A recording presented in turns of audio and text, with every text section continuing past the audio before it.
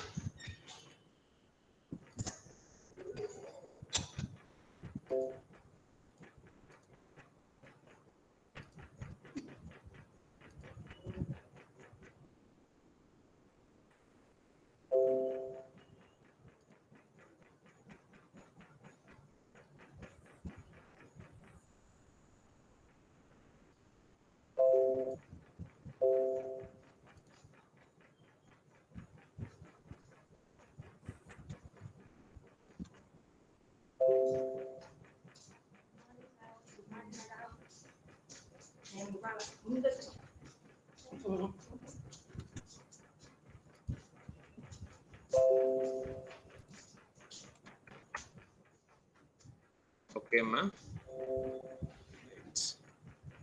So నిన్నటి class లో మనం XML కి సంబంధించి ఇంకొన్ని కాన్సెప్ట్స్ చూడడం జరిగింది. సో ఎలా మనం DTD తో XML లింక్ చేస్తాము, ఎలా మనం దాని దగ్గర కరెక్ట్ గా ఉండేస్తాము. ఓకే, సో స్ట్రక్చరల్ రూల్స్ ని, అలానే దాంట్లో ఉండేటువంటి ఐటమ్స్, డేటా ఐటమ్స్ ఏవైతే ఉంటే వాటికి సంబంధించినటువంటి సింటాక్స్ రూల్స్ ని మనం అన్ని కూడా అక్కడ ప్లేస్ చేయడం జరిగింది DTD ఫైల్లో. ఓకే, సో నెక్స్ట్ ఇక మనకి XML తర్వాత ఇంకా మన ఈ యూనిట్ లో చూడాల్సింది ఏంటంటే వెబ్ సర్వర్స్ గురించి ఒకసారి చూడాలి. Okay, I will share you the PPT.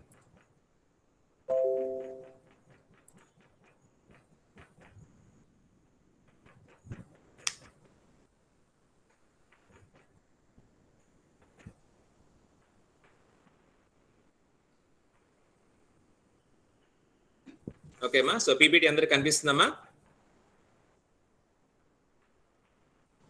Yes sir. Okay అమ్మా, రైట్. సో ఎలాగైతే మనం HTML కి సంబంధించి జావా స్క్రిప్ట్ ని ఇంటిగ్రేషన్ చేసేటప్పుడు DHTML ఫైల్స్ క్రియేట్ చేస్తాము, అక్కడ మనం చెప్పుకున్నాం DOM అనేది ఒకటి మనకు ఉపయోగపడుతుందని చెప్పి, డాక్యుమెంట్ ఆబ్జెక్ట్ మోడల్. సో ఈ డాక్యుమెంట్ ఆబ్జెక్ట్ మోడల్లో ఉన్నటువంటి మెథడ్స్ ద్వారా మనం జావా స్క్రిప్ట్ నుంచి HTML కి సంబంధించిన ఎలిమెంట్స్ ని యాక్సెస్ చేస్తాము. సో ఎక్కడైతే మనం ఇంటిగ్రేషన్ అనేది అవసరం అవుతుందో, HTML ని మనం DHTML గా అంటే డైనమిక్ HTML గా మార్చాలనుకుంటాము, అక్కడ మనం జావా స్క్రిప్ట్ ని HTML ని కంబైన్ చేస్తాం. సో ఆ కంబైన్ చేసే క్రమంలో జావా స్క్రిప్ట్ HTML కి సంబంధించిన ఎలిమెంట్స్ ని యాక్సెస్ చేయాల్సిన అవసరం ఉంటుంది.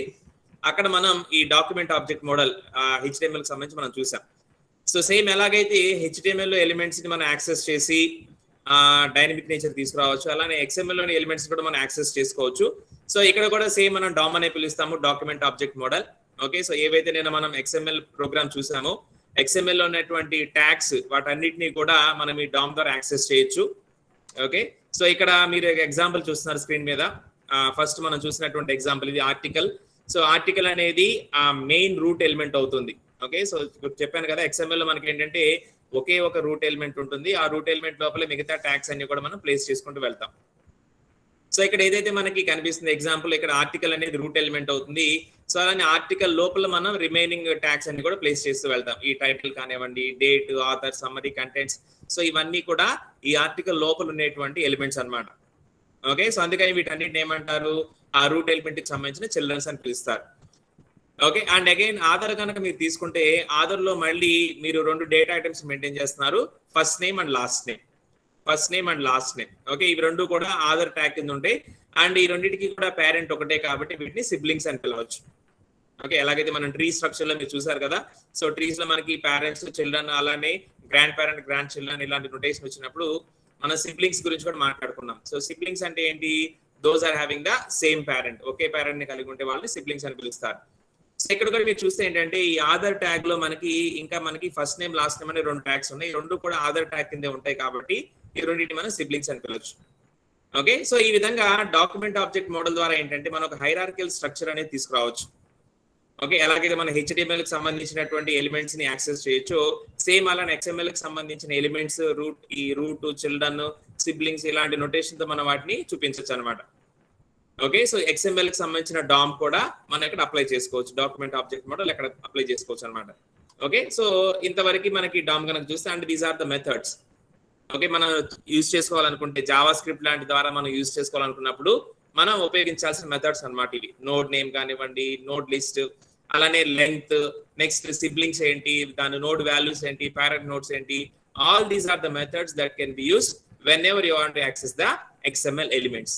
సో XML ఎలిమెంట్స్ ని మీ స్క్రిప్టింగ్ లో మీరు యాక్సెస్ చేసుకోవాలనుకున్నప్పుడు ఈ మెథడ్స్ ద్వారా, ఓకే, ఏవైతే ఇక్కడ మన స్క్రీన్ మీద చూస్తున్నాం ఈ మెథడ్స్ ద్వారా మనం వాటన్నిటిని కూడా ఉపయోగించుకొని XML కి సంబంధించిన ఎలిమెంట్స్ అన్ని మన ప్రోగ్రామ్ లోకి తీసుకురావచ్చు. ఓకేనా? సో ఇంతవరకు మనకి XML అన్నమాట. సో XML లో మనకి మేజర్ గా కావాల్సింది ఏంటంటే XML అంటే ఏంటి, XML కి HTML కి డిఫరెన్సెస్ ఏంటి, నెక్స్ట్ XML లో మనం ప్రోగ్రామ్ ఎలా రాస్తాము, ట్యాగ్స్ ఎలా క్రియేట్ చేస్తాము, నెక్స్ట్ XML లో మనం స్ట్రక్చరల్ కరెక్ట్నెస్ కోసం అంటే ఏదైతే మన వ్యాలిడ్ డేటా అని పిలవడం కోసం ఈ డాక్యుమెంట్ టైప్ డెఫినేషన్ లాంటి ఒక గ్రామర్ ని ఎలా మనం ఇంక్లూడ్ చేయాలి, సో DTD ఫైల్స్ ని ఎలా రాస్తాము, XML ని DTD ఫైల్స్ ని ఎలా అసోసియేట్ చేస్తాము, అలానే చివరిగా మనం చూసాం నేమ్ స్పేసెస్. ఓకే, కొలిజన్స్ రాకుండా అంటే సేమ్ నేమ్ ని డిఫరెంట్ పర్పసెస్ లో ఉపయోగించాలన్నప్పుడు కొలిజన్స్ రాకుండా మనం నేమ్ స్పేసెస్ ని ఉపయోగిస్తాము. అలానే చివరిగా ఇప్పుడు చూసినటువంటి ఈ డామ్ అన్నమాట. ఓకే, సో ఇవి మొత్తం కూడా మనకి XML కిందకి వస్తుంది. ఇది మొత్తం కూడా మనకి XML. లాస్ట్ యూనిట్ లో మనకి మేజర్ గా ఉంది ఏంటంటే XML మాత్రమే. Okay, and this entire thing comes అంటే XML. ఈ మొత్తం కూడా మీరు XML కింద చెప్పొచ్చు. అండ్ అపార్ట్ ఫ్రమ్ దిస్ అంటే XML మనకి ఇక్కడతో కంప్లీట్ అయిన తర్వాత ఇక ఓవరాల్ గా మనం చూడాల్సిన ఇంకొక కాన్సెప్ట్ ఏంటంటే వెబ్ సర్వీసెస్ సంబంధించింది. ఓకే, సో ఇప్పటి వరకు మనం వెబ్ పేజెస్ ని క్రియేట్ చేయడం మీదే ఫోకస్ చేసాం. ఏవైతే మనకి HTML కానివ్వండి, జావా స్క్రిప్ట్ కానివ్వండి, CSS కానివ్వండి, DHTML కానీ ఇవన్నీ కూడా ఏంటంటే మన ఫోకస్ మొత్తం కూడా వెబ్ పేజెస్ ని క్రియేట్ చేయడం మీదే ఉంది. సో ఇప్పుడు ఆ క్రియేట్ చేసిన వెబ్ పేజెస్ ని ఎలా మనం అవతల వాళ్ళకి పంపించాలి, ఎందుకంటే వెబ్ పేజెస్ అనేవి మన కోసం క్రియేట్ చేసుకునేవి కాదు. ఓకే, సో వెబ్ అనేది ఎప్పుడైతే మనం పిలుస్తున్నామో ఈ వెబ్ అనేది ఎప్పుడు వస్తుంది, ఎప్పుడైతే మనం ఇంటర్నెట్ లోకి ఎంటర్ అవుతామో అప్పుడు మనకి ఈ వెబ్ అనేది వస్తుంది. సో ఇంటర్నెట్ లోకి ఎంటర్ అయినప్పుడు మన వెబ్సైట్స్ ఏవైతే ఉన్నాయో ఆ వెబ్సైట్స్ మనం ఒకలా యూజ్ చేసుకోం. ఓకే, సో చాలా మంది యూజర్స్ వాటిని యాక్సెస్ చేస్తూ ఉంటారు. సో యాక్సెస్ చేసే క్రమంలో ఏ విధంగా వాళ్ళకి మనం సర్వీస్ ప్రొవైడ్ చేయాలి, ఓకే, సో అక్కడ వచ్చేటువంటి సర్వీసెస్ మనం ఎలా హ్యాండిల్ చేయాలి, ఎందుకంటే క్లయింట్స్ రిక్వెస్ట్ చేస్తూ ఉంటారు. సో ఆ రిక్వెస్ట్ మనం ఎలా హ్యాండిల్ చేయాలనేది కూడా ఒకసారి మనం చూసుకోవాలన్నమాట. అందుకని ఈ వెబ్ సర్వీసెస్ అనే కాన్సెప్ట్ ఒకసారి చూద్దాం. ఓకే, సో వెబ్ సర్వీసెస్, ఈ సర్వీసెస్ ని ప్రొవైడ్ చేయాలంటే మనకు ఒక సర్వర్ అవసరం అవుతుంది. Okay, server. సో సర్వర్ అంటే ఏంటి, ఏదైతే క్లయింట్ రిక్వెస్ట్ తీసుకొని ఆ క్లయింట్ రిక్వెస్ట్ అనుగుణంగా వాళ్ళకి ఏమేం కావాలో వాటన్నిటిని వాళ్ళకి పంపించేది సర్వర్. ఓకే, ఈ సర్వర్ లో మనకి చాలా రకాలు ఉంటాయి, మీ అందరికి తెలిసినే. ఈమెయిల్ సర్వర్, మెయిల్ సర్వర్ అంటారు, ఫైల్ ట్రాన్స్ఫర్ సర్వర్స్ అంటారు, అలానే ఇప్పుడు మీరు ఇక్కడ చూసినటువంటి వెబ్ సర్వర్స్ కానివ్వండి, ఇలా మనకి చాలా రకాల సర్వర్స్ ఉంటాయి. సో ఈ సర్వర్స్ లో మనం ఇప్పుడు దేని మీద ఫోకస్ చేయబోతున్నాం అంటే వెబ్ సర్వర్ మీద ఫోకస్ చేయబోతున్నాం. సో వెబ్ సర్వర్ అంటే ఏంటి, మనం ఇంటర్నెట్ లో బ్రౌజింగ్ చేసేటప్పుడు ఇంటర్నెట్ లో మనం రకరకాల వెబ్సైట్స్ ని విజిట్ చేస్తూ ఉంటాం. సో ఆ విజిట్ చేసే క్రమంలో ఆ వెబ్సైట్ లో ఏదైనా ఒక లింక్ మీద క్లిక్ చేసినా లేకపోతే ఒక పేజ్ ని మనం విజిట్ చేయాలన్నా కానీ మన మౌస్ ద్వారా కానీ లేకపోతే కీబోర్డ్ ద్వారా కానీ ఏదో ఒక ఆపరేషన్ పెర్ఫామ్ చేస్తాం. సో ఆపరేషన్ పెర్ఫామ్ చేసినప్పుడు మనకు కావాల్సిన కంటెంట్ ఎక్కడి నుంచి వచ్చింది, మనం ఏదైతే క్లిక్ చేసామో దానికి సంబంధించిన కంటెంట్ ఎక్కడి నుంచి వచ్చింది అంటే దానికి రిలేటెడ్ గా ఉండేటువంటి వెబ్ సర్వర్ దగ్గర నుంచి. సో ఈ వెబ్ సర్వర్ ఏంటి అంటే ఆ వెబ్సైట్ కి సంబంధించినటువంటి అన్ని డాక్యుమెంట్స్ ని మనం వెబ్ సర్వర్ లో మెయింటైన్ చేస్తూ ఉంటాం. ఎప్పుడైతే ఇంటర్నెట్ లో క్లయింట్స్ అంటే యూజర్స్ ఎవరైతే ఉన్నారో ఆ వెబ్సైట్ ని విజిట్ చేసినప్పుడు లేదా దాంట్లో ఉండే పేజెస్ ని యాక్సెస్ చేయడానికి ట్రై చేసినప్పుడు ఈ వెబ్ సర్వర్ వాళ్ళకి కావాల్సినటువంటి డాక్యుమెంట్స్ ని ప్రొవైడ్ చేస్తూ ఉంటది. ఓకే, సో దాని మెయిన్ టాస్క్ ఏంటంటే వెబ్ సర్వర్ యొక్క మెయిన్ టాస్క్ ఏంటంటే ఇంటర్నెట్ లో ఎవరైతే యూజర్స్ బ్రౌజ్ చేస్తూ ఉంటారో వెబ్సైట్స్ ని విజిట్ చేస్తూ ఉంటారో వాళ్ళకి కావాల్సిన పేజెస్ ని వాళ్ళకి చేరవేయటం ఈ వెబ్ సర్వర్ యొక్క మెయిన్ ఇంపార్టెంట్ రోల్ అన్నమాట అక్కడ చేసేది. ఓకే, ఇకపోతే ఈ వెబ్ సర్వర్స్ ఎలా పనిచేస్తాయి, జనరల్ గా మనం చూస్తే కనుక ఎప్పుడైనా సరే ఒక ఇంటర్నెట్ లో మన వెబ్సైట్ ని విజిట్ చేయాలంటే మనం ఏదో ఒక బ్రౌజర్ ని యూజ్ చేస్తాం. ఓకే, ఫర్ ఎగ్జాంపుల్ ఇక్కడ మనం google.com అనే ఒక వెబ్సైట్ మనం విజిట్ చేయాలనుకుంటున్నాం. ఏం చేస్తాము, మన క్రోమ్ కానీ ఇంటర్నెట్ ఎక్స్ప్లోరర్ కానీ ఏదో ఒక బ్రౌజర్ ఓపెన్ చేసి అక్కడ ఆ పర్టికులర్ వెబ్సైట్ కి సంబంధించిన URL ని మనం పేస్ట్ చేస్తాం. URL యూనిఫామ్ రిసోర్స్ మనం దాని గురించి మళ్ళీ చూస్తాము. సో ఆ వెబ్సైట్ కి సంబంధించిన అడ్రస్ ని అక్కడ పేస్ట్ చేసి ఎంటర్ ప్రెస్ చేస్తాం. సో ఎంటర్ ప్రెస్ చేయగానే ఏంటి మన ఉద్దేశం, మన వెబ్ బ్రౌజర్ ఏదైతే మన సిస్టమ్ లో ఉంటుందో ఆ వెబ్ బ్రౌజర్ ఆ పర్టికులర్ google.com అనే వెబ్ సర్వర్ ఎక్కడైతే ఉందో దాన్ని లొకేట్ చేసి దాంతో కనెక్షన్ ఎస్టాబ్లిష్ చేసి అక్కడి నుంచి మనకి కావాల్సిన కంటెంట్ ని తీసుకొచ్చి మనకి చూపిస్తూ ఉంటది. ఓకే, సో ఇది యాక్చువల్ గా జరిగేది అనమాట. సో ఈ జరిగే క్రమంలో మనకి కొన్ని స్టెప్స్ ఉంటాయి. ఓకే, జనరల్ గా ఏదో ఒక క్లిక్ చేయగానే మనకి వెంటనే డేటా రాదు, దాంట్లో మనకి సెవెరల్ స్టెప్స్ జరుగుతూ ఉంటాయి. సో ఈ స్టెప్స్ జరిగే క్రమంలో మొదటగా మనం చూడాల్సింది ఏంటంటే ఎప్పుడైనా సరే మనం ఇంటర్నెట్ లో ఈ వెబ్సైట్స్ ని యాక్సెస్ చేసుకోవాలనుకుంటే మనం ముఖ్యంగా ఉపయోగించుకునే ప్రోటోకాల్ ఏదైనా ఉందంటే అది HTTP ప్రోటోకాల్. మీరు చూసే ఉంటారు, ఏ వెబ్సైట్ ని మీరు విజిట్ చేసినా సరే దాని వెబ్సైట్ అడ్రస్ ముందు ఒక ప్రోటోకాల్ కనిపిస్తూ ఉంటుంది, either HTTP or HTTPS. Okay, hyper text transfer protocol అన్నమాట. సో ఇంటర్నెట్ లో మనం వెబ్సైట్స్ ని విజిట్ చేసేటప్పుడు సో ఆ వెబ్ సర్వర్స్ కి వెబ్ క్లయింట్స్ కి మధ్య ఒక కనెక్షన్ ఎస్టాబ్లిష్ అవ్వాలంటే ఒక ప్రోటోకాల్ అవసరం అవుతుంది. సో ఆ ప్రోటోకాల్ ఏంటంటే HTTP అన్నమాట. ఓకే, సో చాలా ఫేమస్ ప్రోటోకాల్ ఇది. మనకి అన్ని వెబ్సైట్స్ కూడా ఇంటర్నెట్ లో ఈ HTTP ప్రోటోకాల్ ద్వారా మనకి కమ్యూనికేషన్ ఎస్టాబ్లిష్ చేస్తూ ఉంటాయి. సో ఇది తర్వాత ఏంటంటే దీంట్లో అడ్వాన్స్డ్ వర్షన్ అంటే ఒక సెక్యూర్డ్ వర్షన్ తీసుకొచ్చారు, అదే మనకి HTTPS గా ఉంటుంది. ఓకే, మీరు ఎప్పుడైనా సరే ఒక వెబ్సైట్ ని విజిట్ చేశారనుకోండి, సపోజ్ మన కాలేజ్ వెబ్సైట్ కనుక మీరు చూస్తే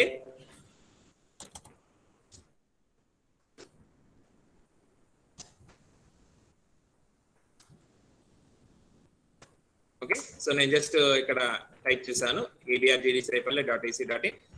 సో చూడండి, ఇక్కడ మనం టైప్ చేసినప్పుడు ఫస్ట్ ఇక్కడ మనకి ఈ లాక్ సింబల్ లేదు, మీరు ఇక్కడ గమనించవచ్చు. నేను ఫస్ట్ టైప్ చేసినప్పుడు ఈ లాక్ సింబల్ లేదు, తర్వాత మనకి ఈ లాక్ సింబల్ వచ్చింది.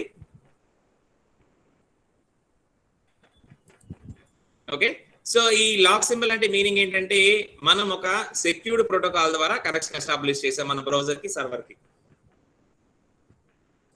ఓకేనా, సో మీరు ఇక్కడ చూడొచ్చు కనెక్షన్ ఈజ్ సెక్యూర్ కనిపిస్తుంది కదా. సో కనెక్షన్ ఈజ్ సెక్యూర్ అంటే మనం ఏదైతే వెబ్సైట్ ని విజిట్ చేసామో ఆ వెబ్సైట్ కి సంబంధించిన వెబ్ సర్వర్ కి మనం యూజ్ చేసినటువంటి ల్యాప్టాప్ ఆ సిస్టమ్ కి సంబంధించిన బ్రౌజర్ కి మధ్యలో ఒక సెక్యూర్డ్ కనెక్షన్ అనేది ఎస్టాబ్లిష్ అయింది. సో ఈ సెక్యూర్డ్ కనెక్షన్ లేకపోతే ఏమైందంటే వేరే వాళ్ళు ఈ కనెక్షన్ లోకి ఎంటర్ అయ్యే ఛాన్స్ ఉంటుంది. సో మేబీ హ్యాకర్స్ కనుక ఈ కనెక్షన్ కమ్యూనికేషన్ ఛానల్ కనుక ఐడెంటిఫై చేశారంటే they can enter into hour systems. So ఆ ఇబ్బంది లేకుండా ఉండడం కోసం ఏం చేస్తారంటే చూడండి, మనం ఎప్పుడైతే ఇక్కడ నేను క్లిక్ చేస్తానో మీరు గమనించవచ్చు హెచ్డిటిపిఎస్ ఇది మీకు కనిపిస్తుంది కదా. సో హెచ్డిటిపిఎస్ అంటే మీనింగ్ ఏంటంటే this is a secured protocol అన్నమాట మన కమ్యూనికేషన్ కోసం.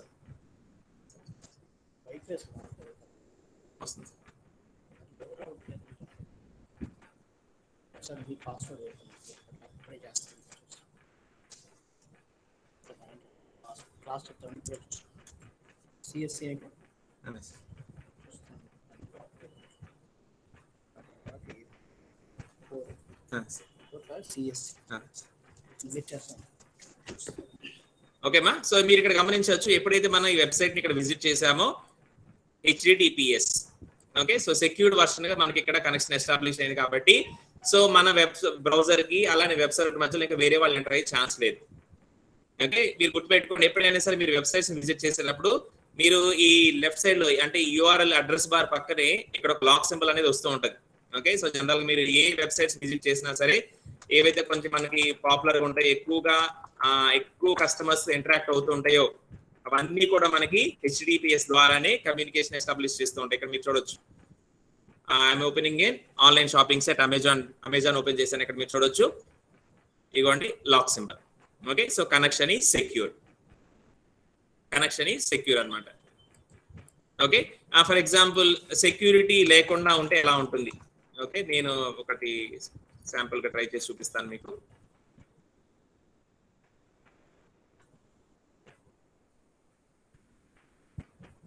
ఓకే, సో ఇక్కడ మీరు గమనించవచ్చు here it is saying not secure కనిపిస్తున్నాం అందరికి.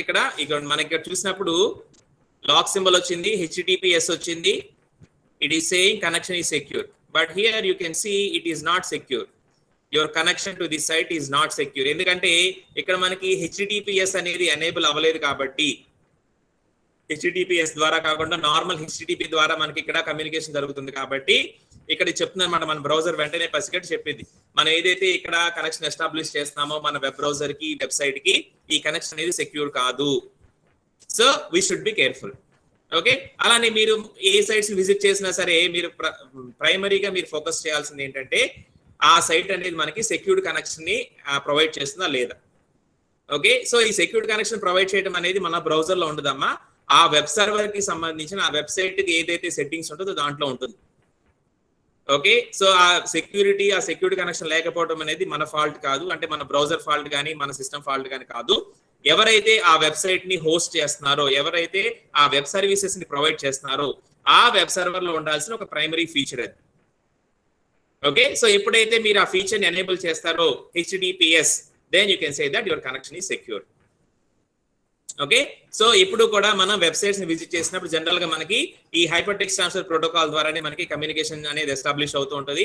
దాని ద్వారానే మనం వెబ్సైట్ కి సంబంధించిన పేజెస్ ని విజిట్ చేయొచ్చు. ఓకే, మీరు ఎక్కడ క్లిక్ చేసినా సరే, సపోజ్ ఇక్కడ క్లిక్ చేస్తాను అనుకోండి, ఆ వెబ్సైట్ కి సంబంధించిన ఇంకొక పేజ్ లోకి మనం ఎంటర్ అవుతూ ఉంటాం.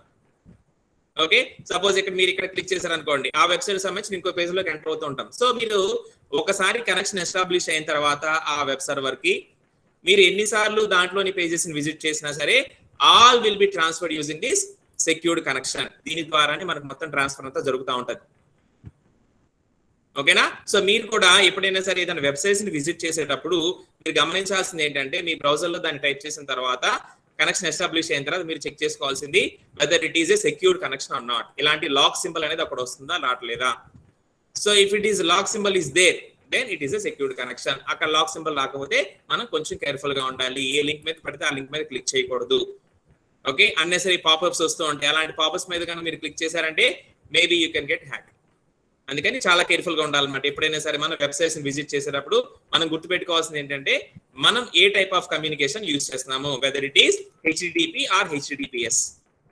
ఓకే, మనం ఎప్పుడైతే సెక్యూరిటీ కోరుకుంటామో, మనం ఏదైతే హ్యాకింగ్ అవ్వకుండా ఉండాలని కోరుకుంటామో, అప్పుడు మనం హెచ్టిటిపిఎస్ వర్షన్ ఎక్కువ యూజ్ చేస్తూ ఉంటారు. మీరు కూడా రేపు ఎప్పుడైనా సరే వెబ్సైట్స్ ని డిజైన్ చేసేటప్పుడు, ఓకే, వెబ్ పేజెస్ ని మీరు సర్వీస్ లాగా ప్రొవైడ్ చేయాలనుకున్నప్పుడు మీరు ఒక వెబ్ సర్వర్ ఖచ్చితంగా మీకు అవసరం అవుతుంది. ఎందుకంటే మీరు ఏదైతే వెబ్సైట్ ని డెవలప్ చేశారో ఆ వెబ్సైట్ కి సంబంధించిన పేజెస్ కానివ్వండి, డాక్యుమెంట్స్ కానివ్వండి, ఒక వెబ్ సర్వర్ లో మీరు హోస్ట్ చేయాలి. సో ఆ హోస్ట్ చేసే క్రమంలో ఆ వెబ్ సర్వర్ సెట్టింగ్స్ లో మీరు చూసుకోవాలన్నమాట. ఓకే, ఈ వెబ్ సర్వర్ నుంచి మనం యూజర్స్ కి సెక్యూరిటీ కనెక్షన్ ఇవ్వాలా లేకపోతే అవసరం లేదా అనేది మీరు చూసుకొని దానికి అనుగుణంగా మీరు సెట్టింగ్స్ మార్చుకోవాలి. సో ఇన్ జనరల్ మనకి ఏంటంటే ఈ వెబ్సైట్స్ మొత్తం కమ్యూనికేషన్ కూడా హెచ్టిటిపి ప్రోటోకాల్ ద్వారా జరుగుతూ ఉంటది. ఓకే, ఇకపోతే యూఆర్ఎల్ ఇందా మీకు చెప్పాను, యూనిఫామ్ రిసోర్స్ లొకేటర్ ఉంటుందని చెప్పాను కదా. అంటే ఏదైతే మన వెబ్సైట్ పైన కనిపిస్తూ ఉంటుందో ఆ అడ్రస్, సో ఆ అడ్రస్ ని మనం ఎలా చూడాలి, ఏంటి ఆ యూఆర్ఎల్ ఏమేమి పార్ట్స్ ఉంటాయి అనేది ఇక్కడ మీకు ఒక ఇమేజ్ ద్వారా చెప్పడానికి ప్రయత్నం చేస్తాను. సో చూడండి, ఇక్కడ జనరల్ గా మనకి ఎప్పుడైనా సరే యూఆర్ఎల్ మనకి స్టార్ట్ అయ్యేది ఒక ప్రోటోకాల్ తో స్టార్ట్ అవుతుంది. Okay, general it is HTTP or HTTPS. ఏదో ఒక ప్రోటోకాల్ ఇక్కడ ఉంటుందన్నమాట, హెచ్టిటిపి ఆర్ హెచ్టిటిపిఎస్ ://.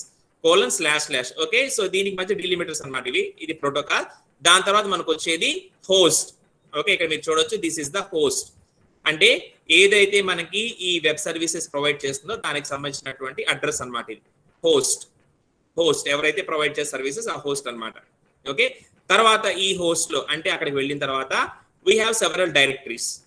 ఓకే, ఇందాక మనం చూసిన విధంగా టైం టేబుల్స్ కానివ్వండి, లేకపోతే భారత్ పడ్ కానివ్వండి, డిజిటల్ ఇనిషియేటివ్స్ కానివ్వండి, ఇలా ఒక్కోదానికి ఒక డైరెక్టరీ మనం పెట్టుకుంటాం. ఎలాగైతే మనం సిస్టమ్ లో మనం వర్క్ చేసుకోవడానికి డిఫరెంట్ డైరెక్టరీస్ క్రియేట్ చేస్తూ ఉంటామో, ఇక్కడ కూడా వెబ్సైట్ లో మన కంటెంట్ మొత్తం ఒకే పేజ్ లో పెట్టలేం కదా. అందుకని ఏం చేస్తాము, డిఫరెంట్ డైరెక్టరీస్ క్రియేట్ చేసుకుంటాం. Okay, so different directories create చేసుకున్నప్పుడు దానికి అనుగుణంగానే మనకి ఆ పేజెస్ అనేవి లోపలికి వెళ్ళిపోతూ ఉంటాయి.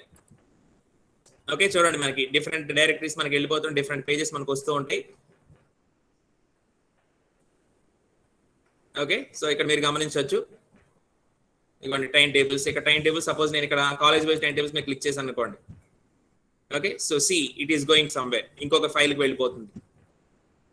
ఓకే, అలానే suppose post wise time tables కొట్టాను అనుకోండి, see it is going somewhere. Okay, so ఈ విధంగా మనకి అలానే సపోజ్ ఫోటో గ్యాలరీ కొట్టాను అనుకోండి, so it is taking somewhere. Okay, suppose నేను ఒక ఫోటో మీద క్లిక్ చేశాను అనుకోండి, సపోజ్ ఇక్కడ మనకి ఫొటోస్ లోడ్ అవుతున్నాయి, ఈ ఫోటో నేను చూడాలనుకుంటున్నాను. ఓకే, నేను క్లిక్ చేశాను అనుకోండి, it is opening and you can see where this photo is located. Okay, మీకు ఇక్కడ కనిపిస్తుంది అడ్రస్, మీరు ఇక్కడ గమనించవచ్చు. చూడండి, https://abrdcirapale.ac.in/photos/academic/a5.jpg. ఓకే, సో మన దగ్గర చాలా ఫొటోస్ ఉన్నాయి కాబట్టి ఈ ఫొటోస్ అన్నిటి నేను ఒకే చోట పెట్టుకొని ఏం చేశాను, సో డిఫరెంట్ ఫోల్డర్స్ లోకి ఆర్గనైజ్ చేశాను. ఓకే, సో ఇనిషియల్ గా ఫొటోస్ అనే ఒక మెయిన్ ఫోల్డర్ క్రియేట్ చేసి దాంట్లో మళ్ళీ సబ్ ఫోల్డర్స్ క్రియేట్ చేశాను. అకాడమిక్స్ కి సంబంధించి, ట్రైనింగ్ కి సంబంధించి, యాక్టివిటీస్ సంబంధించి డిఫరెంట్ ఫోల్డర్స్ ఉంటాయి. వాటిలో మనకి ఫొటోస్ అనేవి స్టోర్ చేయడం జరిగింది. So these are called the directories. Okay, ఎలాగైతే మనం సిస్టమ్ లో డ్రైవ్స్ లో ఫోల్డర్స్ క్రియేట్ చేసుకుంటామో అలానే వెబ్సైట్ లో మనకు కావాల్సిన పేజెస్ ని హోస్ట్ చేసేటప్పుడు మనం ఇలాంటి డైరెక్టరీస్ ని క్రియేట్ చేసుకున్నాం. సో ఏ డైరెక్టరీలో ఏ ఫైల్ మీకు కావాలి. ఓకే, సో లాస్ట్ లో మనకి ఎప్పుడు కూడా యూఆర్ఎల్ చివరిలో ఉండేది ఏంటయ్యా అంటే ఫైల్ నేమ్. ఏదైతే ఫైల్ ని మనం యాక్సెస్ చేయాలనుకుంటామో అది మనకి యూఆర్ఎల్ చివరిలో ఉంటుంది. ఓకే, దాని ముందు ఉండే దాంట్లో కూడా ఏంటంటే ప్రోటోకాల్ ఏ వెబ్సైట్ కి సంబంధించింది, ఏ డైరెక్టరీలో ఉంది అనే ఇన్ఫర్మేషన్ అంతా ముందు ఉంటుంది. సో చివరిగా ఉండేది ఏంటంటే ఫైల్ నేమ్. ఈ వెబ్సైట్ కి సంబంధించి ఏ ఫైల్ మనకు అవసరం అవుతుంది అని చెప్పేది లాస్ట్ లో ఉంటుంది అనమాట. So this is the file name. Okay, so ఇది యూఆర్ఎల్ అనమాట, మీరు అందరూ గుర్తుంచుకోవాలి.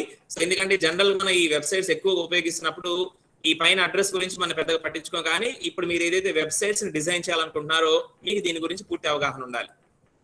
ఓకే, సో చూడండి డిఫరెంట్ లింక్స్ మీద నేను క్లిక్ చేసినప్పుడు సో డిఫరెంట్ ఫైల్స్ ఓపెన్ అవుతూ వచ్చినాయి. అన్ని యూఆర్ఎల్స్ లో కూడా చివరిగా ఉండేది ఏంటి అంటే ఆ ఫైల్ నేమ్.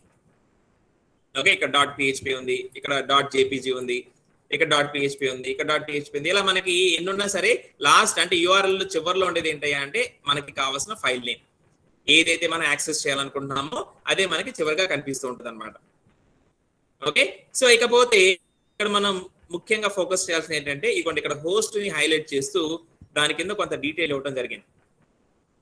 ఓకే, సో ఇది డొమైన్ నేమ్ సంబంధించిన అనమాట. మనం నెక్స్ట్ చూస్తాం, ఇది డొమైన్ నేమ్ సంబంధించింది. సో ఈ డొమైన్ నేమ్స్ అంటే ఏంటి? జనరల్ గా మీరు వెబ్సైట్స్ ని చూసేటప్పుడు మనకి చాలా పేర్లు కనిపిస్తూ ఉంటాయి. ఓకే, ఇప్పుడు మనదే చూసారనుకోండి abrgdcirepallet.ac.in.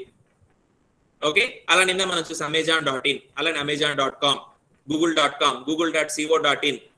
ఓకే, ఇలా మనకి చాలా నేమ్స్ కనిపిస్తూ ఉంటాయి కదా. సో ఈ నేమ్స్ మొత్తం కూడా ఏంటంటే డిఎన్ఎస్ కింద ఆర్గనైజ్ చేయబడి ఉంటాయి, డొమైన్ నేమ్ సిస్టమ్ అంట. ఓకే, మీకు ఒకసారి నేను చూపించే ప్రయత్నం చేస్తాను. ఇది ఇలా ఉంటుంది అనమాట, ఇది domain name system. Okay, so throughout the world మనకి వెబ్సైట్స్ ని ఆర్గనైజ్ చేసే క్రమంలో మనకి మేజర్ డొమైన్స్ కొన్ని ఉంటాయి. మేజర్ డొమైన్స్ అనమాట, అంటే దాని ద్వారా మనం రికగ్నైజ్ చేస్తాం అది ఏ టైప్ ఆఫ్ వెబ్సైట్, దేనికి సంబంధించింది అనేది. ఒక డొమైన్ అంటే గ్రూప్ లాగా మీరు అనుకోవచ్చు అనమాట. సో జనరల్ గా మనకి ఈ గ్రూప్స్ ఇలా ఉంటుంది అనమాట. డొమైన్ నేమ్స్ .net అని, ఇది మిలిటరీకి సంబంధించింది, ఎడ్యుకేషన్ సంబంధించింది, అలానే కమర్షియల్ .com అంటే గవర్నమెంట్ కి సంబంధించింది, ఆర్గనైజేషన్, సెంట్రల్ నేషనల్, ఇలా చాలా రకాల డొమైన్స్ ఉంటాయి. ఇవన్నీ కూడా మనకి హైయర్ లెవెల్ డొమైన్స్ అనమాట. ఓకే, సో దీని లోపలికి వెళ్తే మళ్ళీ సబ్ డొమైన్స్ ఉంటాయి. ఓకే, సో ఇప్పుడు కామన్ ఇక్కడ చూసారు అనుకోండి, ఇక్కడ కమర్షియల్, ఇక్కడ నావెల్, యాక్మీ, క్యూ ల్యాబ్స్, ఇలా సెవరల్ సబ్ డొమైన్స్ మనకి క్రియేట్ అవుతుంటాయి. మళ్ళీ దీంట్లో సబ్ డొమైన్స్ ఉంటాయి. మీరు ఇక్కడ చూడొచ్చు, ఇది ఒక ట్రీ స్ట్రక్చర్ లాగా, హైరార్కికల్ స్ట్రక్చర్ లా మనకు వెళ్తూ ఉంటుంది అనమాట. ఇక్కడ మీరు చూడొచ్చు. ఓకే, ఇక్కడ మనకి ఇక్కడ తీసుకున్న ఎగ్జాంపుల్ ఏంటంటే ఇదిగోండి కమర్షియల్ మెయిన్ డొమైన్ లో, యాక్మీలో, నోరాడ్ లో, అలానే SRV1 అనే ఒక పర్టికులర్ ఆర్గనైజేషన్ సంబంధించిన వెబ్సైట్ అడ్రస్ ఇది. సో ఈ పర్టికులర్ డొమైన్ లో ఆర్గనైజ్ చేసుకున్నప్పుడు మనకి వెబ్సైట్ అడ్రస్ ఎలా ఉంటుంది అంటే ఇలా ఉంటుంది, srv1.norad.acme.com. ఓకే, మన వెబ్సైట్ మనం తీసుకున్నాం అనుకోండి, మన వెబ్సైట్ మనం తీసుకున్నప్పుడు చూడండి మనకి డొమైన్ నేమ్ ఎలా ఉంటుంది, ఇక్కడ కనిపిస్తుంది అనమాట, abrgdcirepallet.ac.in. ఓకే, సో ఇన్ అనేది ఇండియా అనమాట, కంట్రీ కోడ్ కు సంబంధించింది. సో దీంట్లో మనం ఏసీ అంటే అకాడమిక్స్ అనమాట. ఓకే, సో అకాడమిక్ సంబంధించిన డొమైన్స్ లో మనం కలిగి ఉన్నాము. దీంట్లో మన పోస్ట్ నేమ్ ఏంటంటే abrgdcirepallet, ఇది మన వెబ్సైట్ నేమ్ అవుతుంది. ఓకే, ac.in లో మనకి చాలా వెబ్సైట్స్ ఉంటాయి, కానీ మన వెబ్సైట్ ఏంటంటే abrgdcirepallet. ఈ విధంగా మనం రికగ్నైజ్ చేస్తాం. ఓకే, జనరల్ గా ఎప్పుడైనా సరే వెబ్సైట్ నేమ్స్ ఎలా ఉంటాయంటే డొమైన్ నేమ్ తో లింక్ చేయబడి ఉంటాయి. అది ఏ పర్టికులర్ డొమైన్ కి సంబంధించింది, దాంట్లో ఇంకా సబ్ డొమైన్స్ ఉన్నాయి, వాటన్నిటిని కూడా మనం అక్కడ మెన్షన్ చేస్తాం లైక్ దిస్. ఓకే, సో ఈ డొమైన్ నేమ్ సిస్టమ్ ద్వారా వెబ్సైట్స్ అన్ని కూడా ట్రాక్ చేయబడతాయి మనకి ఇంటర్నెట్ లో. ఓకే, దీని గురించి మళ్ళీ వద్దాము. ఓకే, సో ఇదన్నమాట యూఆర్ఎల్. ఓకే, యూఆర్ఎల్ లో మనకి ఏముంటుంది అంటే మెయిన్ గా ప్రోటోకాల్ ఉంటుంది, అలానే ఏదైతే మనం వెబ్సైట్స్ హోస్ట్ చేస్తామో ఆ హోస్ట్ నేమ్ ఉంటుంది, ఇది మొత్తం కూడా హోస్ట్ నేమ్ కిందకి వస్తుంది. నెక్స్ట్ ఏదైతే డైరెక్టరీ మనం యాక్సెస్ చేస్తామో దాన్ని ఇస్తాం, అలానే ఏదైతే ఫైల్ యాక్సెస్ చేస్తామో దాన్ని కూడా మనం అక్కడ మెన్షన్ చేస్తాం. ఓకేనా, ఈ విధంగా మనకి యూఆర్ఎల్ అనేది ఆర్గనైజ్ చేయబడి ఉంటుంది. కొన్నిసార్లు ఏంటంటే మనకి హోస్ట్ లో పోర్ట్ నంబర్ కూడా కనిపిస్తూ ఉంటది. ఓకే, ఈ హోస్ట్ ఏదైతే ఉందో ఇక్కడ మనకి పోర్ట్ నంబర్ కూడా కనిపిస్తూ ఉంటది. ఐ ట్రై మీకు ఒక ఎగ్జాంపుల్ చూపించడానికి ట్రై చేస్తాను.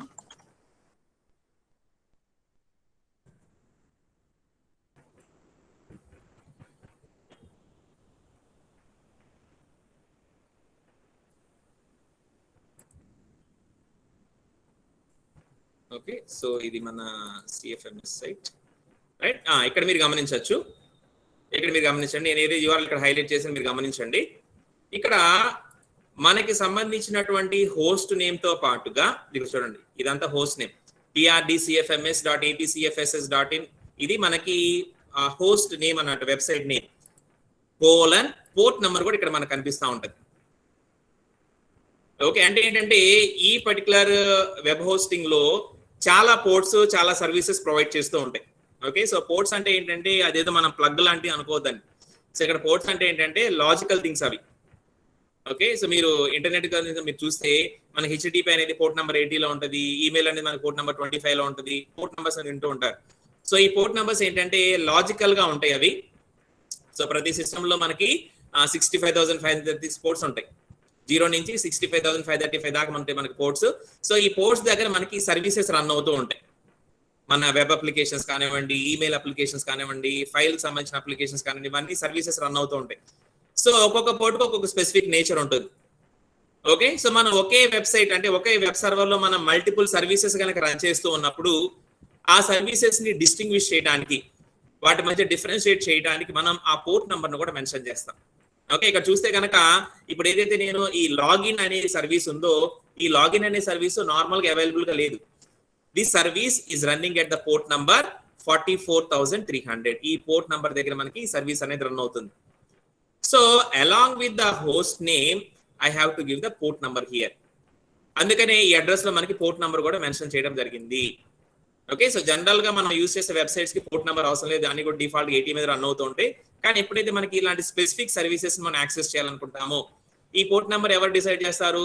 మనమే. ఎవరైతే మన వెబ్సైట్స్ ని హోస్ట్ చేస్తామో మన వెబ్ సర్వర్ లో మనం డిసైడ్ చేసుకోవచ్చు ఏ పోర్ట్ నెంబర్ మీద రన్ అవ్వాలి అనేది. ఓకే, ఇక్కడ ఈ సర్వీసెస్ ఈ పోర్ట్ నెంబర్ మీద రన్ అవుతాయి అనమాట. ఈ విధంగా మనకి URL లో కొన్నిసార్లు పోర్ట్ నెంబర్ కూడా కనిపిస్తూ ఉంటది. ఓకే, ఏ పోర్ట్ దగ్గర ఈ సర్వీస్ రన్ అవుతుంది, ఆ పోర్ట్ ద్వారా మనం కనెక్షన్ ఎస్టాబ్లిష్ చేసి మనకు కావాల్సిన ఫైల్స్ ని తెచ్చుకుంటాం. ఓకేనా, సో ఇది URL కి సంబంధించి. అండ్ ఇక మనం ఎప్పుడైతే ఇంటర్నెట్ లో ఒక వెబ్ పేజ్ యాక్సెస్ చేయాలనుకుంటున్నాం అక్కడ జరిగే ప్రాసెస్ ఏంటి అంటే చూడండి, మనం క్లయింట్స్ అంటే ఎవరైతే ఆ వెబ్సైట్ ని యాక్సెస్ చేయాలనుకుంటే వాళ్ళు ఒక బ్రౌజర్ ద్వారా ఇంటర్నెట్ కనెక్ట్ అవ్వాలి కదా. సో ఒక బ్రౌజర్ ద్వారా వాళ్ళు రిక్వెస్ట్ చేస్తారు, ఓకే నాకు పలానా వెబ్ పేజ్ కావాలి అంటే బ్రౌజర్ ఓపెన్ చేసి దాంట్లో కొడతారు www.google.com అని కొట్టగానే ఏమవుతుంది? సో ఇంటర్నెట్ ద్వారా ఇంటర్నెట్ లో ఐడెంటిఫై అవుతుంది అసలు ఆ google.com అని ఎక్కడ ఉంది అనేది. దానికి సంబంధించిన ఒక వెబ్ సర్వర్ ఉంటుంది. సో ఆ వెబ్ సర్వర్ ని కాంటాక్ట్ చేసేది అనమాట. సో ఆ వెబ్ సర్వర్ ఐడెంటిఫై చేసేది ఇక్కడ మనకి ఎవరో రిక్వెస్ట్ చేశారు, ఎవరో నా దగ్గర నుంచి ఒక పేజ్ కావాలనుకుంటున్నారని రిక్వెస్ట్ చేస్తారు, అది ఐడెంటిఫై చేసేది. చేసిన తర్వాత ఆ రిక్వెస్ట్ కి అనుగుణంగా తన దగ్గర ఉన్నటువంటి వెబ్ పేజెస్ లో ఒక పేజ్ ని ఐడెంటిఫై చేసి, అంటే ఈ రిక్వెస్ట్ దేనికి సంబంధించిన ఒక రిక్వెస్ట్ సంబంధించిన రెస్పాన్స్ ని ఐడెంటిఫై చేసి దాన్ని తిరిగి మళ్ళీ ఇంటర్నెట్ ద్వారా క్లయింట్ కి పంపించింది. Okay, so first client request చేస్తాడు సర్వర్ ని నాకు పలానా పేజ్ కావాలని చెప్పి. నెక్స్ట్ సర్వర్ అతను చేసిన రిక్వెస్ట్ కి అనుగుణంగా ఏదైతే రెస్పాన్స్ పేజ్ ఉంటుందో దాన్ని పంపిస్తుంది అనమాట. ఓకే, సో ఈ కమ్యూనికేషన్ మొత్తం ఎలా జరిగింది అంటే through the HTTP protocol. HTTP ద్వారా మనకి జరుగుతూ ఉంటుంది అనమాట. ఓకే, నెక్స్ట్ ఇక ఎలా మనం ఒక వెబ్సైట్ ని ఐడెంటిఫై చేస్తాం? ఇలా మనం చెప్పుకున్నాం కదా abrgdcrepale.ac.in అనేది అసలు ఎక్కడ ఉంది అనేది మనం ఐడెంటిఫై చేయాలి ఫస్ట్. ఓకే, మీరు ఎవరైనా చెప్తారు abrgdcrepale.ac.in అనేది ఎక్కడ ఉందో ఎవరైనా చెప్తారా? ఆ వెబ్సైట్ ఎక్కడ ఉందో మీరు ఏమైనా చెప్పగలరా? మన సిస్టమ్ కి ఏమైనా తెలుసా అది ఎక్కడ ఉందో? మీరు ఏమైనా చెప్తారు ఎక్కడ ఉందో? ఎనీవన్, ఇప్పుడు నేనైతే వెబ్సైట్ చెప్పాను abrgdcrepale.ac.in అనే వెబ్సైట్ ఎక్కడ ఉందో ఎవరైనా చెప్తారా?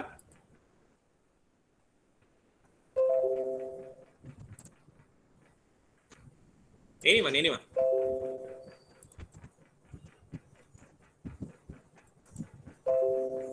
ఆ వెబ్సైట్ ఎక్కడ రన్ అవుతుందో తెలుసా? తెలీదు. ఎందుకంటే మనం ఆ వెబ్సైట్ ఎక్కడ హోస్ట్ చేస్తున్నామో ఎవరికి కూడా ఇన్ఫర్మేషన్ లేదు. కానీ ఎక్కడో చోట మాత్రం మెయింటైన్ అవుతుంది. ఓకే, ఎక్కడో చోట మెయింటైన్ అవుతుంది. ఎప్పుడైతే నేను ఇక్కడ నుంచి క్లిక్ చేస్తానో అప్పుడు నాకు ఆ వెబ్సైట్ కి సంబంధించిన ఇన్ఫర్మేషన్ అంతా కూడా ఇక్కడ లోడ్ అవుతుంది. మీరు ఇక్కడ గమనించవచ్చు, ఇక్కడికి వస్తుంది. ఎలా వస్తుంది? ఓకే, మన సిస్టమ్ కి ఎలా తెలుసు అసలు ఆ పర్టికులర్ వెబ్సైట్ ఎక్కడ ఉందో ఎలా తెలుసు? అక్కడ నుంచి డేటా ఎలా తీసుకొస్తుంది? ఇదంతా కూడా ఎవరు చూసుకుంటారంటే ఇదిగోండి ఈ DNS, ఈ డొమైన్ నేమ్ సిస్టమ్ చూసుకుంటుంది అనమాట. ఓకే, సో దీని గురించి మీరు కొంచెం తెలుసుకోవాలి. ఈ DNS ఎలా వర్క్ అయ్యింది, డొమైన్ నేమ్ సిస్టమ్ ఎలా వర్క్ అయ్యింది చూడండి. దీంట్లో ఉండే స్టెప్స్ మీకు సింపుల్ గా చెప్పడానికి ట్రై చేస్తాను. సో ఫస్ట్ మన సిస్టమ్ ఓపెన్ చేస్తాం కదా, బ్రౌజర్ ఓపెన్ చేసి అక్కడ అడ్రస్ బార్ లో టైప్ చేస్తాం. ఓకే, సో ఇక్కడ example.com అని నేను మీకు చెప్తున్నాను. abrgdcrepale.ac.in అని టైప్ చేశాను. టైప్ చేసిన వెంటనే మనకు పేజ్ ఏం లోడ్ అవుతుంది. ఇట్ టేక్ సమ్ సెకండ్స్, తిరుగుతూ ఉంటది. ఓకే, సో ఈ తిరిగే క్రమంలో ఏం జరిగింది అంటే ఇక్కడ జరిగిన స్టెప్స్ అన్ని జరుగుతూ ఉంటాయి అనమాట. సో ఏం జరిగింది, ఎప్పుడైతే మనం అక్కడ అడ్రస్ ని టైప్ చేసామో వెంటనే అది ఒక డిఎన్ఎస్ రిజాల్వర్ కి రిక్వెస్ట్ పంపించింది. ఓకే, సో డిఎన్ఎస్ ఏంటంటే డొమైన్ సిస్టమ్ ఏంటంటే త్రూ అవుట్ ది వెబ్ ఉన్నటువంటి అన్ని డొమైన్స్ ని, అన్ని వెబ్సైట్స్ యొక్క ఇన్ఫర్మేషన్ కలిగి ఉంటాయి. ఈ డిఎన్ఎస్ సర్వర్స్ అంటారు వీటిని. ఓకే, ఇవి టోటల్ గా వరల్డ్ వైడ్ గా స్ప్రెడ్ అయి ఉంటాయి, రకరకాల లొకేషన్స్ లో ప్లేస్ అయి ఉంటాయి అన్నమాట. సో మన క్లయింట్ ఏం చేసింది అంటే మనకు దగ్గరగా ఉన్నటువంటి ఒక డిఎన్ఎస్ కి రిక్వెస్ట్ పంపించింది, నాకు పలానా వెబ్సైట్ కావాలి. సపోజ్ అది మన దగ్గరలో ఉన్నటువంటి డిఎన్ఎస్ దగ్గర లేదనుకోండి, అది ఇంకొక దాన్ని అడిగింది. ఓకే, ఇంకొక దాన్ని అడిగినప్పుడు మేబీ దాని దగ్గర దానికి సంబంధించిన అడ్రస్ దొరికింది అనుకోండి, అంటే ఈ ABRGDC.applet.ac.in అనేది ఏదో ఒక సిస్టమ్ లో మెయింటైన్ అవ్వాలి కదా, సో దానికి సంబంధించిన అడ్రస్ దొరకాలి కదా. సో అది మొదటి దాని దగ్గర దొరకలేదు, రెండో దాని దగ్గర దొరికింది. సో వెంటనే ఏం చేసింది అంటే అది రెస్పాండ్ అయ్యింది, నా దగ్గర మీకు కావాల్సిన వెబ్సైట్ యొక్క అడ్రస్ ఉంది అని చెప్పి ఆ అడ్రస్ ని ఇదిగో ఈ విధంగా బ్యాక్వర్డ్ గా మళ్ళీ మన క్లయింట్ కి పంపించింది. ఓకే, సో ఎందుకంటే మనకి కమ్యూనికేషన్ ఎస్టాబ్లిష్ అవ్వాలంటే ఎప్పుడు కూడా మన అడ్రసెస్ ద్వారానే కమ్యూనికేషన్ అవుతాం. And what type of addresses we're using to communicate in internet? మన ఇంటర్నెట్ లో కమ్యూనికేట్ చేయడానికి ఉపయోగించే అడ్రసెస్ ఏమంటారమ్మా?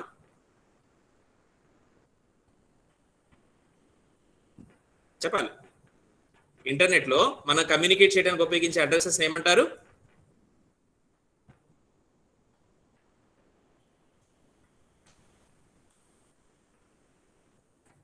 ఇంటర్నెట్ లో మనం కమ్యూనికేట్ చేయడానికి ఉపయోగించే అడ్రసెస్ ని ఏమంటారు?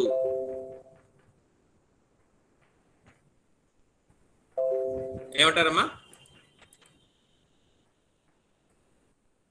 తెలీదు ఎవరికి?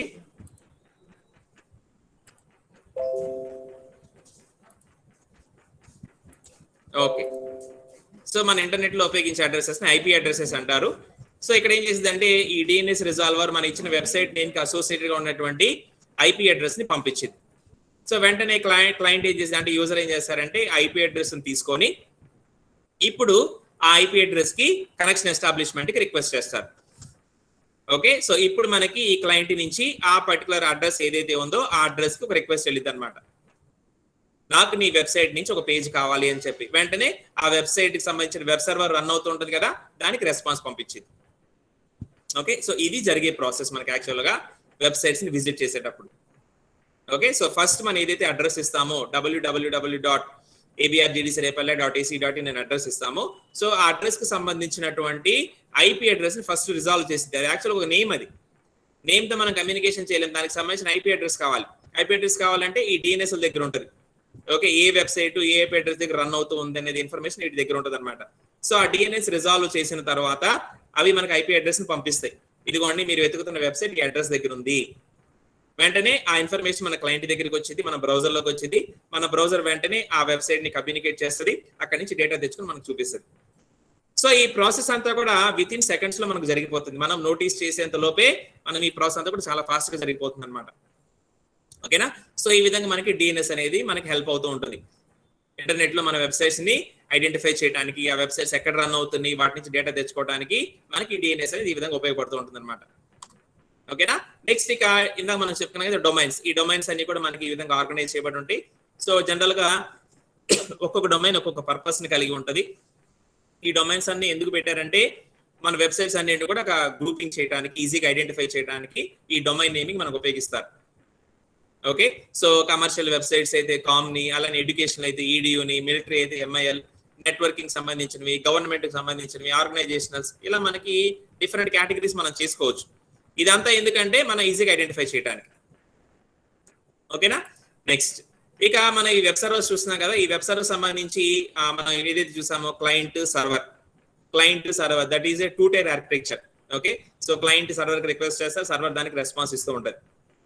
ఇంకొంచెం పెద్ద అప్లికేషన్స్ అనుకోండి, ఇంకొంచెం మనకి పెద్ద అప్లికేషన్స్ అయితే there we have 3-tier architectures. ఇక్కడ మీరు స్క్రీన్ మీద చూస్తున్న విధంగా మనకి 3-tier ఆర్కిటెక్చర్ రన్ అవుతూ ఉంటుంది. సో ఈ 3-tier ఆర్కిటెక్చర్ లో ఏంటంటే ఫస్ట్ టైర్ లో మనకి క్లయింట్ ఆర్ యూజర్ ఉంటారు, మిడిల్ టైర్ లో మనకి ఒక వెబ్ సర్వర్ రన్ అవుతూ ఉంటుంది, అండ్ బ్యాక్ ఎండ్ లో థర్డ్ టైర్ లో మనకి ఒక డేటాబేస్ సర్వర్ రన్ అవుతూ ఉంటుంది. ఓకే, మీరు ఇక్కడ చూస్తున్న విధంగా. సో మనం ఏం చేస్తామంటే ఈ వెబ్ సర్వర్ కి రిక్వెస్ట్ చేస్తాము. ఈ వెబ్ సర్వర్ లో మనకి సర్వర్ సైడ్ స్క్రిప్టింగ్ అంటే పిహెచ్పి కానివ్వండి, ఈ ఏఎస్పీలు జేఎస్పీలు ఇలాంటి ప్రోగ్రామింగ్ లాంగ్వేజెస్ ఉపయోగించి అక్కడ కోడింగ్ చేయబడి ఉంటుంది వెబ్ సర్వర్. దాన్ని మనం బిజినెస్ లాజిక్ అని కూడా పిలుస్తారు. ఓకే, అక్కడ ఉన్న ప్రోగ్రామ్స్ ఏంటంటే ఈ బ్రౌజర్ నుంచి వచ్చే రిక్వెస్ట్ తీసుకొని ఆ రిక్వెస్ట్లకు అనుగుణంగా రెస్పాన్సెస్ రెడీ చేసి పంపిస్తూ ఉంటాయి. ఈ రెస్పాన్సెస్ రెడీ చేసే క్రమంలో వాటికి డేటాబేస్ నుంచి డేటా అవసరమైంది అనుకోండి, బ్యాక్ ఎండ్ లో ఉన్నటువంటి డేటాబేస్ సర్వర్ ద్వారా డేటా తెచ్చుకొని మనకు పంపిస్తాయి అనమాట. సో దీనికి బెస్ట్ ఎగ్జాంపుల్ ఏంటంటే మీ రిజల్ట్స్. ఓకే, సో మీ రిజల్ట్స్ బ్రౌజర్ లో మీరు ఓపెన్ చేస్తారు, ఆ వెబ్ పేజ్ ఓపెన్ చేస్తారు. ఓకే, దాంట్లో మీరు యూఆర్ఎల్ కొడతారు, విద్యా విజన్ లేకపోతే నాగార్జున యూనివర్సిటీ సైట్ కొడతారు, కొట్టి మీ హాల్ టికెట్ నెంబర్ ఎంటర్ చేస్తారు. ఎంటర్ చేయగానే మీ హాల్ టికెట్ నెంబర్ ఈ వెబ్ సర్వర్ లాక్కుంటది. ఓకే, లాక్కొని మీ వెబ్ సర్వర్ లో ఏం చేస్తుంది, మీ హాల్ టికెట్ నెంబర్ అనుగుణంగా మార్క్స్ ఉండాలి ఎక్కడో చోట. ఈ మార్క్స్ అని ఎక్కడ ఉంటాయి, దాని దగ్గర ఉండవు, ఎక్కడో డేటాబేస్ లో ఉంటాయి. సో వెంటనే డేటాబేస్ కి రిక్వెస్ట్ చేస్తుంది, పలానా హాల్ టికెట్ నెంబర్ సంబంధించిన మార్క్స్ నాకు పంపించు. సో డేటాబేస్ లో నుంచి ఆ క్వరీ రన్ అయ్యి ఆ మార్క్స్ అన్ని వెబ్ సర్వర్ దగ్గరికి వస్తాయి. వెబ్ సర్వర్ ఏం చేస్తుంది, ఆ వచ్చిన మార్క్స్ అన్నిటిని కూడా ఒక నీట్ గా ఒక టేబుల్ ఫార్మాట్ లో రెడీ చేసి మళ్ళీ మనకి పంపించేది. ఓకే, సో ఈ విధంగా మనకి ఈ 3 tier ఆర్కిటెక్చర్ రన్ అవుతూ ఉంటుంది. సో పెద్ద పెద్ద అప్లికేషన్స్ అన్ని కూడా మనకి ఈ 3 tier ఆర్కిటెక్చర్ రన్ అవుతూ ఉంటాయి. ఎందుకంటే ఈ డేటాబేస్ ని మనం సపరేట్ చేయాలి, అది వెబ్ సర్వర్ లో మెయింటైన్ చేస్తే మళ్ళీ వెబ్ సర్వర్ లోడ్ పెరిగిపోతుంది. ఓకే, సో ఆ లోడ్ బ్యాలెన్స్ చేయడానికి, ఆ లోడ్ ని తగ్గించుకోవడానికి ఏం చేస్తుందంటే డేటాబేస్ ని సపరేట్ గా ఇంకొక సర్వర్ లో మెయింటైన్ చేస్తారు. దాన్ని మనం డేటాబేస్ సర్వర్ అని పిలుస్తాం. అక్కడ ఓన్లీ డేటాని మనం మెయింటైన్ చేస్తూ ఉంటాం.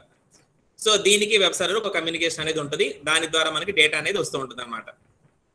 ఓకే, అండ్ నెక్స్ట్ ఈ వెబ్ సర్వర్స్ మనం ఎలా యాక్సెస్ చేసుకోవాలి. జనరల్ గా మనం మన సిస్టమ్ లో కానివ్వండి, మన డెస్క్టాప్ లో కానివ్వండి, వెబ్సైట్స్ ని డెవలప్ చేసుకునేటప్పుడు మనం ఈ లోకల్ వెబ్ సర్వర్స్ ని వాడతాం మన సిస్టమ్ లో మనం చెక్ చేసుకోవడానికి, రన్ చేసుకోవడానికి. ఈ లోకల్ వెబ్ సర్వర్స్ ఏంటంటే ఇవి కూడా మనకి సాఫ్ట్వేర్సే. ఓకే, సో ఈ సాఫ్ట్వేర్ ని మన సిస్టమ్ లో మాత్రమే యాక్సెస్ చేస్తే దాన్ని లోకల్ వెబ్ సర్వర్ అంటారు. మన సిస్టమ్ ది వేరే వాళ్ళు ఇంటర్నెట్ ద్వారా యాక్సెస్ చేస్తే దాన్ని రిమోట్ వెబ్ సర్వర్ అంటారు. జనరల్ గా లోకల్ వెబ్ సర్వర్ మనం యాక్సెస్ చేయాలంటే మనం ఉపయోగించే ఐపీ అడ్రస్ ఏంటంటే 127.0.0.1 జనరల్ గా ఈ అడ్రస్ ఉంటుంది మనకి లోకల్ వెబ్ సర్వర్స్ కి. అలానే రిమోట్ వెబ్ సర్వర్స్ అంటే మనకి ఇలాంటి ఐపీ అడ్రస్ ఉండవు, మనకి నేమింగ్ కన్వెన్షన్ వస్తుంది. ఇందా మనం చూసిన విధంగా abrgdcirepalli.ac.in, google.com ఇలాంటి యూఆర్ఎల్ ద్వారా మనం రిమోట్ వెబ్ సర్వర్స్ ని యాక్సెస్ చేయొచ్చు. Okay, and these are some top open source web servers మనకి ఎక్కువగా ఉపయోగించేవన్నమాట. ఈ వెబ్సైట్ డెవలప్మెంట్ చేసేటప్పుడు ఆ వెబ్ పేజెస్ అన్ని కూడా ఎక్కడో చోట హోస్ట్ చేయాలి కదా, ఆ హోస్ట్ చేయాలంటే మనకు ఒక వెబ్ సర్వర్ కావాలి. ఓకే, సో ఆ హోస్టింగ్ చేసే కంపెనీస్ ఎక్కువగా ఉపయోగించి వెబ్ సర్వర్స్ ఇవన్నమాట. మీరు ఇక్కడ చూసిన విధంగా లైట్ స్పీడ్ కానివ్వండి, అపాచీ, ఎంజింగ్స్, ఈ రెండు బాగా ఫేమస్ అనమాట. అపాచీ ఒకటి, ఎంజింగ్స్ ఒకటి. నెక్స్ట్ జిటామీ, హిట్వానా, లైట్ పీడివి ఇవన్నీ కూడా రిమైనింగ్ అనమాట. కానీ అపాచీ అండ్ ఎంజింగ్స్ మాత్రం బాగా పాపులర్ వెబ్ సర్వర్స్ ఇవన్నీ కూడా. ఓకే, అండ్ రీసెంట్ స్టాటిస్టికల్ ప్రకారం మీరు ఇక్కడ చూస్తే, ఓకే, సో టాప్ 500 వెబ్సైట్స్ లో ఎక్కువగా ఉపయోగించే వెబ్ సర్వర్స్ ఇక్కడ పొందుపరచడం జరిగింది, మీరు ఇక్కడ గమనించవచ్చు. సో ఎక్కువగా ఎంజింగ్స్ వెబ్ సర్వర్ ని వాళ్ళు హోస్టింగ్ కోసం ఉపయోగిస్తున్నారు. అలా నెక్స్ట్ అపాచీ, అలా next IAS, okay, internet information server, ఇది మైక్రోసాఫ్ట్ వాళ్ళది. అలా నెక్స్ట్ వానిష్ అని, గూగుల్ వెబ్ సర్వర్ అని, అపాచీ టామ్కాట్ అని, ఇలా ఎక్సెట్రా రిమైనింగ్ ఉన్నాయి. పాపులర్ మాత్రం మనకి ఎంజింగ్స్ అండ్ అపాచీ ఈ వెబ్ సర్వర్స్ ఎక్కువ ఉపయోగిస్తారు మనం ఎప్పుడైతే వెబ్సైట్స్ ని హోస్ట్ చేయాలనుకుంటాము. ఎందుకంటే ఈ వెబ్సైట్స్ అనేవి కూడా మనకి ఒక సర్వీస్ లాంటివి. ఓకే, సో ఆ సర్వీస్ ని ప్రొవైడ్ చేయాలంటే మనకి వెబ్ సర్వర్ కావాలి. సో ఆ వెబ్ సర్వర్ లో మనం ఈ వెబ్ పేజెస్ అన్ని కూడా లోడ్ చేసి ఉంచుతాం. ఈ వెబ్ సర్వర్స్ హ్యాండిల్ చేస్తాయి క్లయింట్ నుంచి వచ్చే రిక్వెస్ట్ అనమాట. ఓకేనా, సో ఇవి మనకి పాపులర్ వెబ్ సర్వర్స్ కొన్ని మీరు చూడొచ్చు, ఇక్కడ అబ్జర్వ్ చేయొచ్చు. ఓకేనా, సో ఇది మనకి వెబ్ సర్వర్స్ కి సంబంధించి. Okay, so domain name system, అలానే యూఆర్ఎల్, అలానే వెబ్ సర్వర్ అనమాట. రైట్, సో ఇదేమో మనకి వెబ్ సర్వర్ సంబంధించి. అర్థమైందమ్మా? ఏమైనా డౌట్ అడగచ్చమ్మా? వెబ్ సర్వీసెస్ అర్థమైందా? ఏమైనా డౌట్ అడగచ్చు అన్న?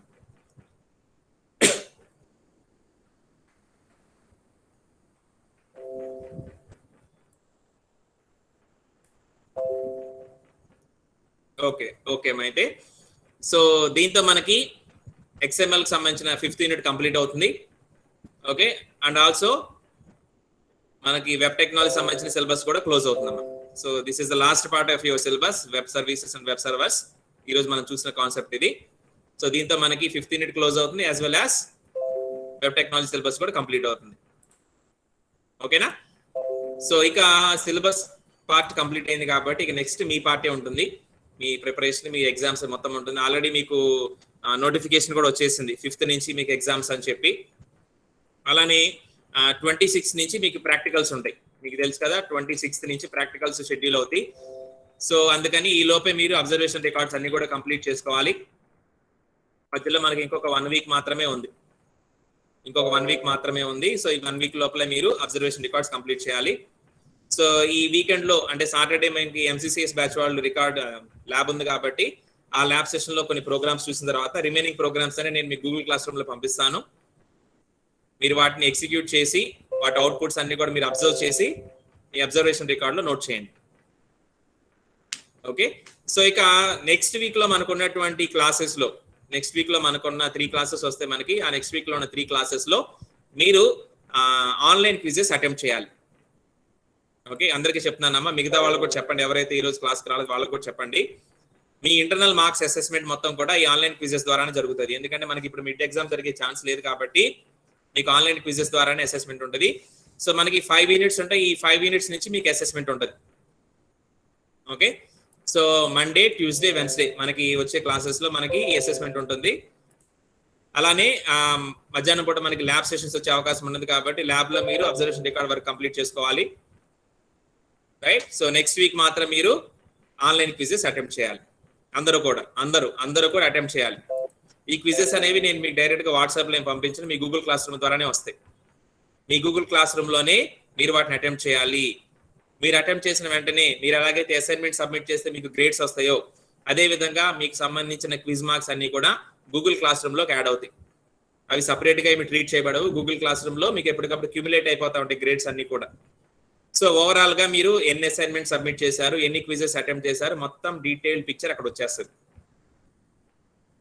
ఓకే, సో మీరు అన్ని క్విజెస్ అటెంప్ట్ చేయాల్సిందే, అన్నిటిలో కూడా మీకు మంచి మార్క్స్ రావాలి.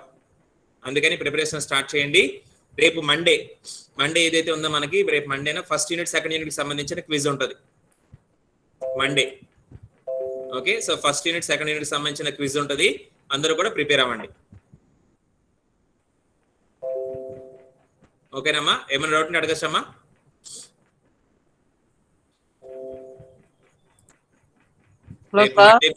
చెప్పండి బాబు. థియరీకి క్వశ్చన్స్ ఉన్నాయి సార్. థియరీకి క్వశ్చన్స్ అంటే ప్రీవియస్ పేపర్ క్వశ్చన్స్ లేకపోతే సార్ మీరు రెడీ చేస్తారు కదా సార్ సెమ్కి? Question bank important questions. Yes sir. Okay నేను పంపిస్తాను. మనకి థియరీకి ఇంకా టైం ఉందిగా, నేను రెడీ చేసి పంపిస్తాను. ఈ లోపు మాత్రం మీరు ముందు ప్రిపేర్ అవ్వాలి కదా, ఈ క్విజెస్ ఇవి రాయాలి కాబట్టి నెక్స్ట్ వీక్ లోపల మీకు వచ్చేస్తాయి క్వశ్చన్ బ్యాంక్, మీరు సెమ్ ఎగ్జామ్ ప్రిపేర్ అవడానికి. ఇప్పుడు మనకి థియరీ ఎగ్జామ్ ఇప్పుడు ఏం లేదు కాబట్టి మీరు మాత్రం కాన్సెప్ట్స్ చదువుకొని ఈ క్విజెస్ కి ప్రిపేర్ అవ్వండి. ఓకే అమ్మా, ఇంకేమైనా డౌట్ అడగచ్చమ్మా? ఓకే సార్, క్విజ్ ఎలా ఉంది సార్? ఆబ్జెక్ట్ ఓరియంటెడ్ లేకపోతే? క్విజ్ అంటే ఆబ్జెక్ట్ ఓరియంటెడేగా, ఇంకేముంటది మనకి. థియరీ మీరు రిటర్న్ చేయడానికి కుదరదు కదా, మీరు టైప్ చేయడానికి కుదరదు కదా, లేకపోతే థియరీ క్వశ్చన్స్ ఇవ్వచ్చు అక్కడ కూడా, కానీ మీకు అది డిఫికల్టీగా ఉంటుంది కాబట్టి ఆబ్జెక్ట్ క్వశ్చన్సే ఉంటాయి, ఆప్షన్స్. Okay sir. రైట్ బాబు. సో అందరూ కూడా ప్రిపరేషన్ స్టార్ట్ చేయండి అమ్మా. మండే మీకు ఫస్ట్ యూనిట్ సెకండ్ యూనిట్ మీద ఆన్లైన్ క్విజ్ ఉంటుంది. అది కూడా మీ గూగుల్ క్లాస్ రూమ్ కే వస్తుంది. గూగుల్ క్లాస్ రూమ్ లో మీరు అటెంప్ట్ చేయాలి. ఓకేనా?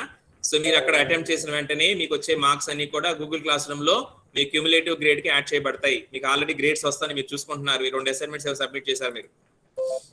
ఇక నెక్స్ట్ వచ్చేవి కూడా మీకు అక్కడే యాడ్ అయిపోతాయి, సపరేట్ గా బయట ఏమి రావు, అక్కడే ఉండిపోతాయి. ఓకే, సో అందరూ కూడా ప్రిపరేషన్ స్టార్ట్ చేయండి. రైట్, ఇంకేమైనా డౌట్ అడగచ్చమ్మా?